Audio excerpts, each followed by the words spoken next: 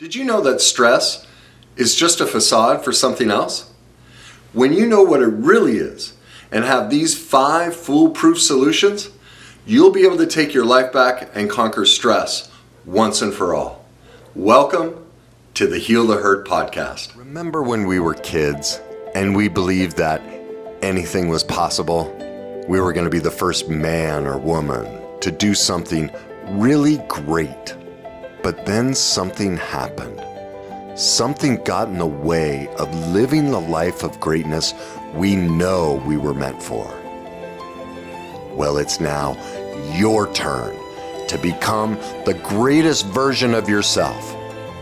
And to achieve that, we will heal the hurt. Stress is one of the most common reasons people struggle with health conditions, their work, their family dynamics, their relationships.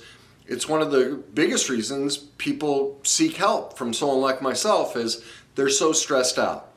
Well, a big reason for that is the lack of correct information around what stress is. And so I want to clear that up. I want to give you the correct tools and information so you can actually conquer stress, because the information that's out there won't give you a solution. It's going to keep you stuck in it. So the reason stress is a facade is the definition is wrong. See, the definition of stress, if you look at it clinically, what it entails is the activation of the fight, flight, or freeze response in our brain, okay? So whenever you feel stressed, you're in white hot fear. Now, one of the reasons we don't call stress fear is nobody likes to admit they're afraid. We have this, unfortunately, it just breaks my heart. We have this, feeling and fear of people knowing, like, yeah, I get afraid sometimes. And so we manufacture definitions that are easier for us to absorb. Well, that robs us of a solution. See, in general, if you think about it, when you tell people you're stressed out, what does that generally communicate? Well, it kind of sends the message that you probably work more than anybody else. You're a very hard worker, that you probably really excel in your relationship. Like, say you're a man and you take your wife out 5 nights a week on these romantic dates, like you're really stressed because you're working that relationship so hard. If you're a mom, maybe you volunteer 40 hours a week at your kid's school because you're trying so hard to be a perfect mom. And oh, by the way, we work out with our personal trainer 30 hours a week as well. So it basically, sends this false empowered message. If I'm stressed, I'm better than you. It's because I accomplish so much. Now, I don't want to diminish how much, how hard everybody works and how dedicated people are to getting better. But when we create these false definitions and false words, it's massive denial. Well, when we're in denial, we're not in truth. How can we solve a problem if we're not even talking about the right problem? So unfortunately, most people turn to depressive medications, anxiety medications, all of these medicines that don't address the real topic. They treat symptoms, all right? They might calm the chemical reactions that create the fight or flight response, but you're not healing the actual cause of it. The actual cause is massive fear and an inability to regulate that fear response. That's a feeling problem. That's not a pill or medical problem.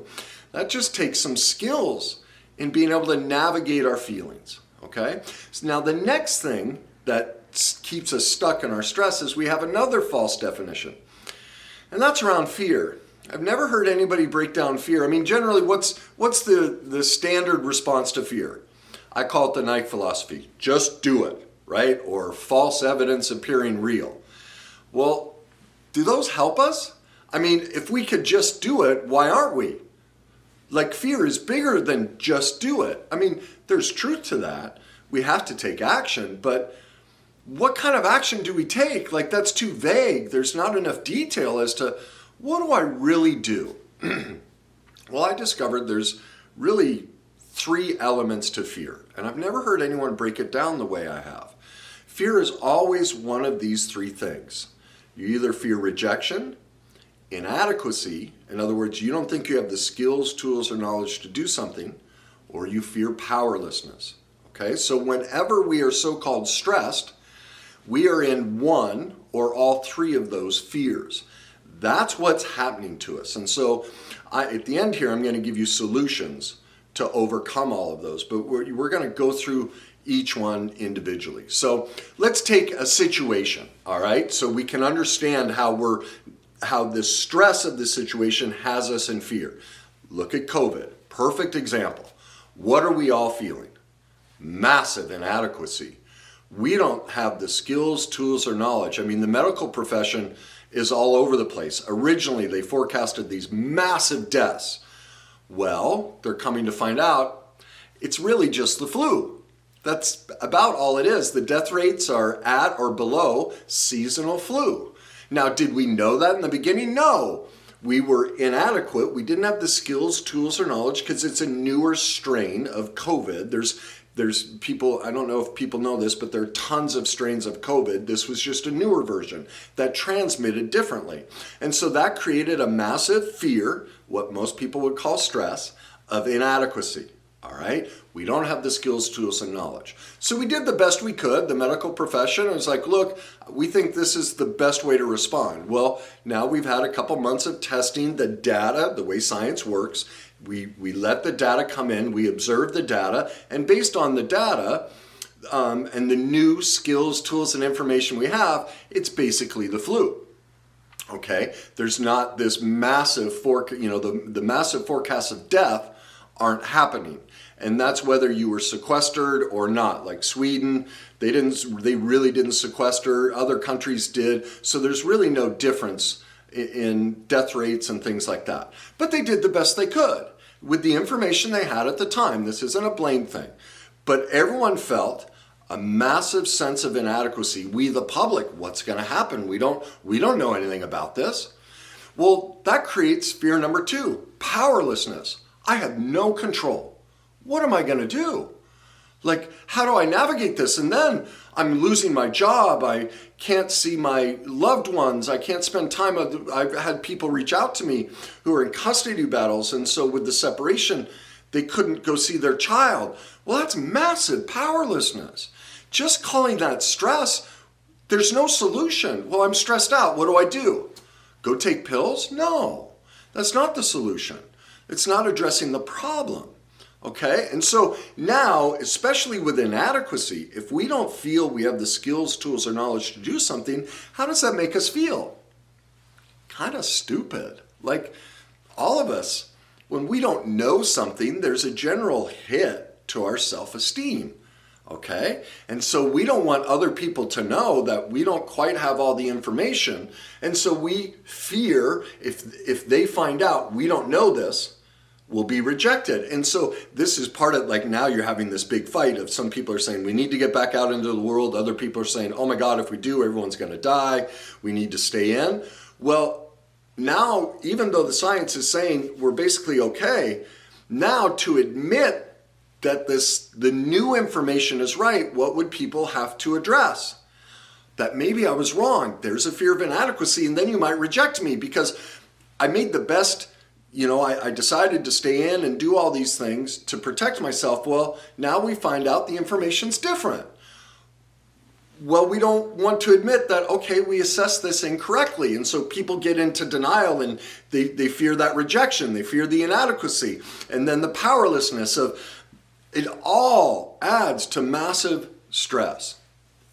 So that's a basic microcosm of how all of this stress works. And so whichever situation you're in, it's always one of these 3 fears that you're experiencing. So let's go through each one individually and talk about solutions, about how we can start overcoming that fear. All right? Well, the first one is the fear of rejection. Okay? Now, the fear of rejection is all about a lack of self-esteem because nobody ever rejects us, ever. All they're ever doing is walking in their own best interest. But we're all lacking in self-esteem. And so we look for what's called other esteem. So if I'm fearing rejection, What that means is I need your validation to say that I'm okay. All right, well, that's called outside or other esteem because we lack it in ourselves.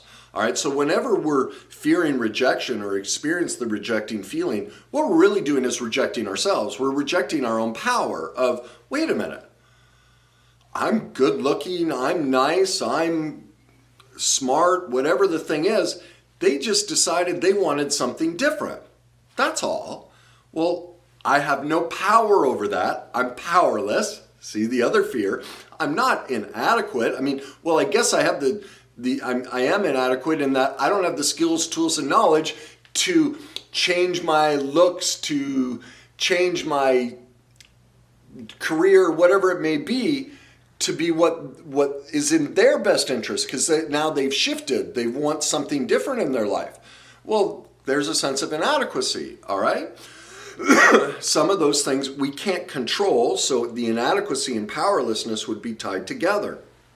But ultimately in rejection, when we fear that, we've given our power away. We've said, my worth and who I am as a person is determined by your view of me. Well, the solution to that is to work on our self-esteem and really go back and heal the original wounding. We've all been wounded in childhood. Our parents are perfectly imperfect. They rejected us and abandoned us, sometimes by necessity. If your parents were divorced, you suffered abandonment. One of your parents wasn't there all the time, or maybe the mother or father left completely. Well, that's a massive rejection. And so we have to go back and heal that. If you've grown up in a divorced household and you haven't done professional work with somebody on that rejection piece, that'll show up the rest of your life. That's a massive abandonment. Now, I know for most people, like, oh, it doesn't bug me. No, I got over it a long time ago. Well, if you ever sense rejection, then you know you're not over it. Then you know it's still playing a massive part in your life, okay? And we just minimize these things as a society. We really don't want to talk about them. But that's the solution, is go become an expert in building your self-esteem. Now, we all know there are affirmations. Things like that are incredibly helpful. The science is overwhelming. But there's a key to affirmations, another subtlety. When we do them, it's not just thinking them or saying them. We have to feel them. A true affirmation is a feeling. It's not a thought, all right? That's why most positive thinking never works, all right? And you know this to be true. Think about it. If you were an athlete, whether growing up or whatever, you took a test, we all know that experience of preparing ourselves. We studied or practiced all week long. And we're walking into the test, or we're driving to the sporting event we're about to play in, and we just feel it. We know we're going to kill it. We're going to ace it, or we're going to play great. Like, you can't stop us. And what happens? You play great. Now, we've had the other experience where we've done the same amount of practice, we've done the same amount of studying, we're walking into that test, we're driving to that event, and we're like, oh no. Oh, I need to get sick, I need to get hurt, this isn't going to go well. We can feel this is trouble, right? And then you try and think positive. You're like, come on, you can do this. Let's go, be a grinder, right? Like all the positive self-talk, the Nike, all the stuff we've been taught, the positive affirmations, and yet you bomb it. Well, there's your proof. It's not a thinking problem. It's a feeling problem. Self-esteem and having a positive view of yourself is all about feelings.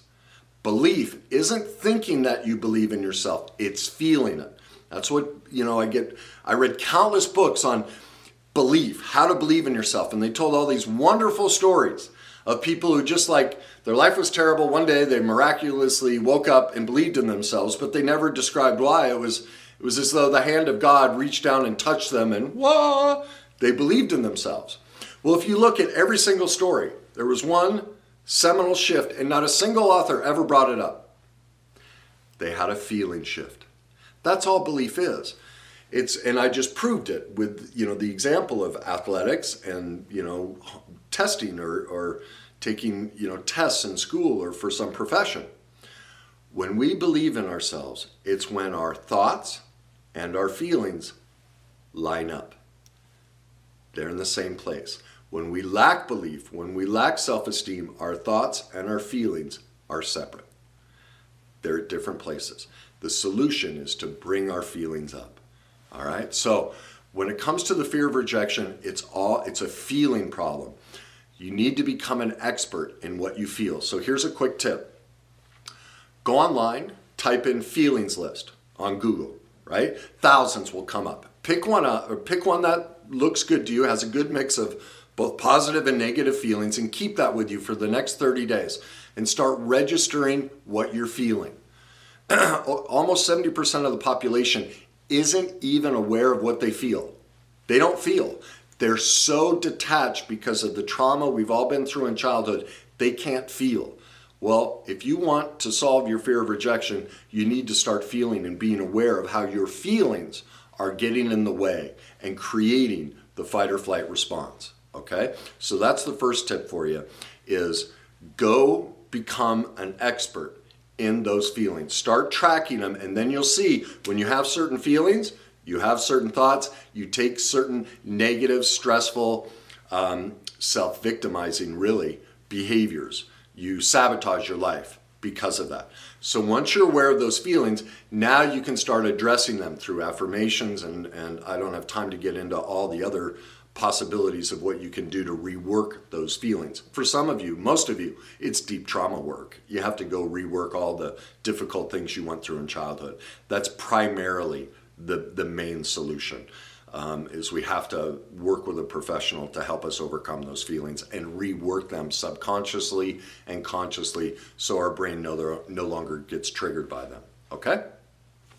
All right, now let's move on to the fear of inadequacy. The fear of inadequacy is all about not having the skills, tools, or knowledge to do something. Well, look at what we just described in rejection. Most people, 70% of the population, doesn't know how to feel. They don't have the skills, tools, or knowledge to do something. So they get onslaughted with stress, fear, overwhelmed by it.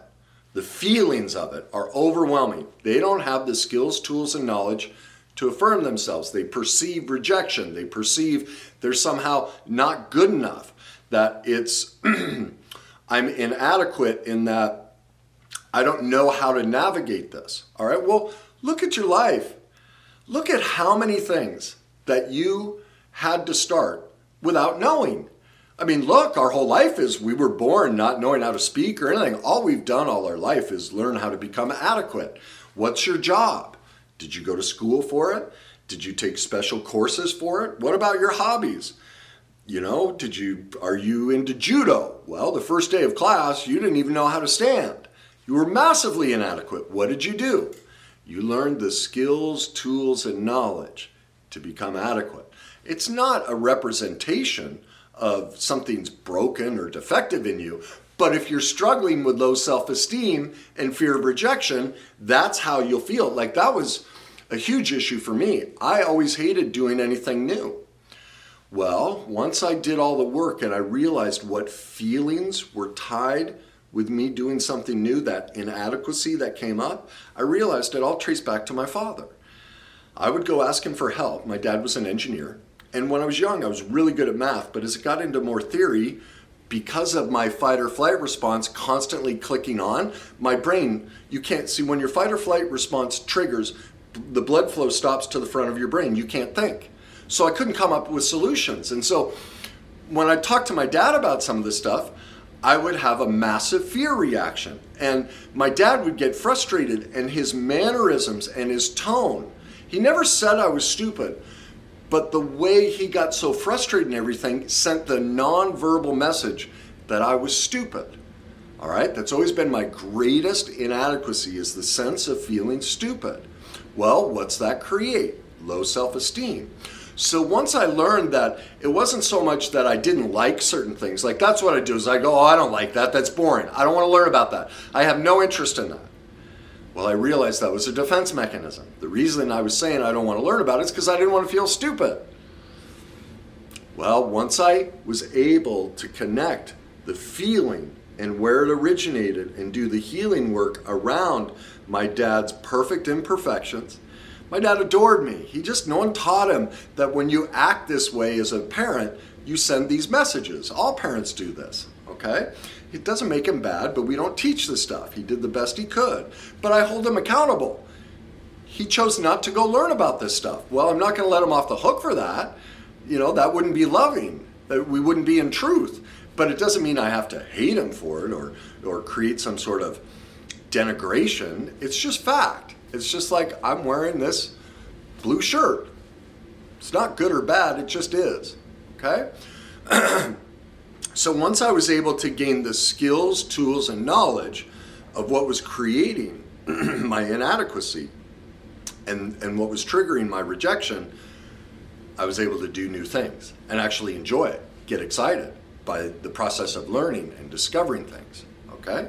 So whenever you're struggling with the fear of inadequacy, what you're struggling with is not having the skills, tools, and knowledge. So go become an expert. It's like on one of my videos, a woman posted yesterday, she's a nurse, and with all this COVID stuff, they're changing policies and procedures every minute. And she was objecting, she wanted to fight, like, I'm stressed. She wanted to stay in that victim position.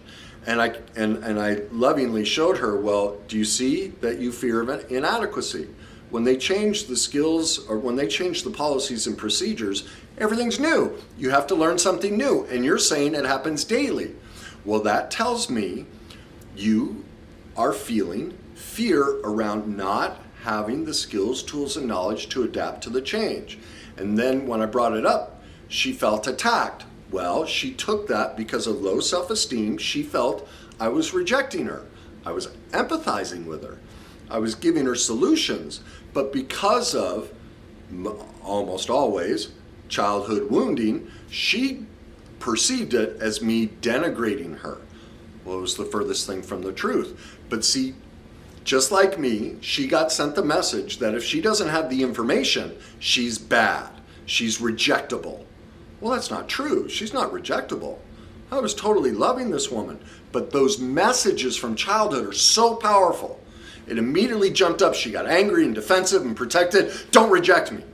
That's what she's saying, like, hear my pain. Well, I was listening to her pain, but she couldn't hear my empathy because of the overwhelming rejecting messages she got in childhood.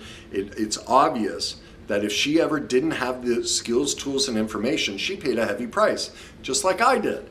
Well, that's heartbreaking. I mean, that's so sad. Well, we've all been through that. That's not a reflection of her being stupid. It's a reflection of how much pain she's still stuck in and needs help and support with. But that's what happens, all right? So I'll get to anger here in a minute, of what's happening in anger. All right, so the solution to inadequacy is go become an expert. Let's move on to powerlessness. This is the most prevalent and the most difficult. Powerlessness comes from two things. The first one is the inability to say no. We set up our own powerlessness by saying yes to things we want to say no to. And think of it. Childhood was all about saying yes to things we wanted to say no to. Our parents, we couldn't argue. If we didn't want to do something, whether, even those things that were good for us, if we couldn't say no, we all got trained not to say no. So most people feel incredibly guilty if they say no. What they don't realize is it's a subconscious process of, if I say no, they could be 50 years old. If I say no to this person, I'm actually saying no to my parents. And so a tremendous guilt comes up of, I'm a bad kid. People don't realize that. That's what's happening. That's why they can't say no. And so they become people pleasers, and they do what's called giving yourself away. And so they're constantly caught in this loop of they're exhausted, they're overextended, they're filled with anger and resentment because they're saying yes to all these things, they're doing all this stuff for other people. And here's the key. I'll give you the quick solution on this. If you have ever said to somebody, thought this, or communicate it to a friend, I've done A, B, C, and D for them or for you, and they never did this, or you never did this for me. That says that you gave yourself away, that you didn't want to do A, B, C, or D, but you were doing them as a manipulation to get this. Now, I know that's hard to hear. You're like, I wasn't manipulating. Well, yes, that's what it is. Because you weren't giving it freely because you expected something in return. And so you said yes to something, because this is how we all get taught in childhood. You said yes to something you wanted to say no to, all right? If you hadn't, you wouldn't be throwing it in their face. And that's the key. This is how you learn to say no. Before you ever say yes, you think through, 1, am I ever going to resent this person if I do it? 2, am I ever going to throw it in their face and bring it up again? If you think either of those will happen, you must say no. You must, because otherwise you're manipulating them, you're giving yourself away, you're self-victimizing yourself, and eventually you're going to take that out on them, project it and say, I did this for you and you didn't even appreciate it. What you're really saying is, I did this to me. I didn't really appreciate me, and in the process I hurt me, and now I'm blaming you for it. That's what's truthfully happening. It's how denial and projection works. I don't have time to get into that. Okay? So, what I advise everyone to do is, if you struggle with saying no for the next week, any request, even something you love, start off with, let me think about it and I'll get back to you. In other words, buy yourself time. Say basically, most people can't even start to say no, and that's why I say, let me think about it and I'll get back to you. Because that's not a no, it's not a yes, it's a maybe. And if this is a spouse or partner, somebody, they're like, oh, well, they always say yes. Like, they won't challenge you. They'll be like, it gives you space. Now you go off and think about it. You wrestle with those two, and what you're looking for is, if I say yes to this, does it go against my morals and values, my needs and wants, and what I find to be negotiable and non-negotiable? If it goes against any one of those, then you need to say no. And so then you come back and you say, I've thought about it and it just doesn't work for me. Why? Why doesn't it work for you? Because it just doesn't work for me. Well, that doesn't make sense. How does it not work for you?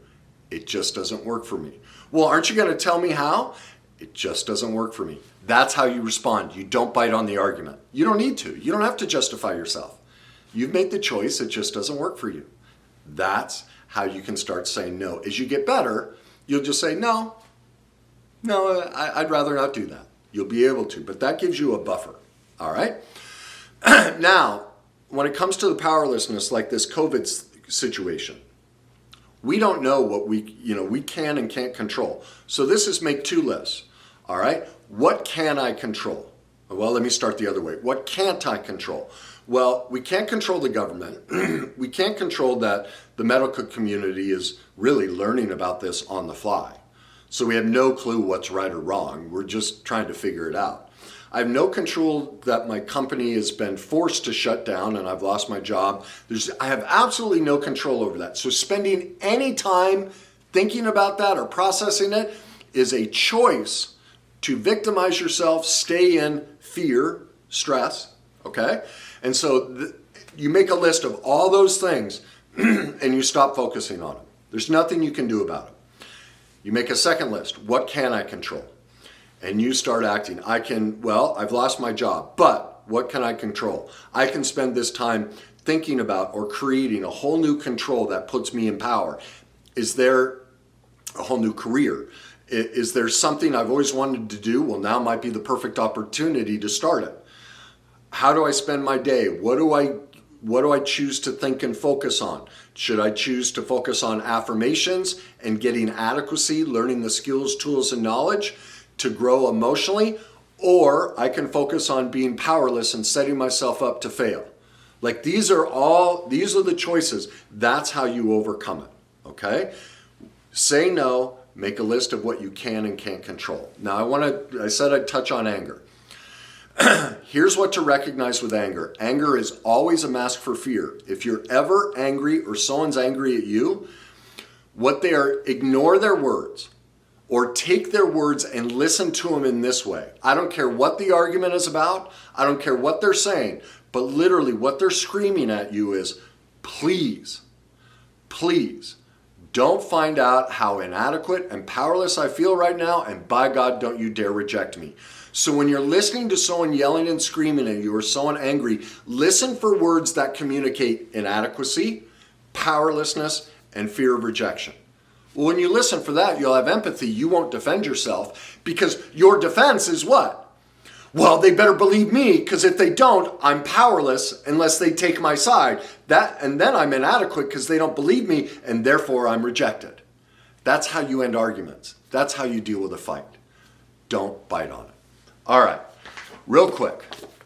These two books, this is the consequence of not saying no and how it destroys your health. You have to get this book by Gabor Mate. It's called When the Body Says No, Exploring the Stress-Disease Connection.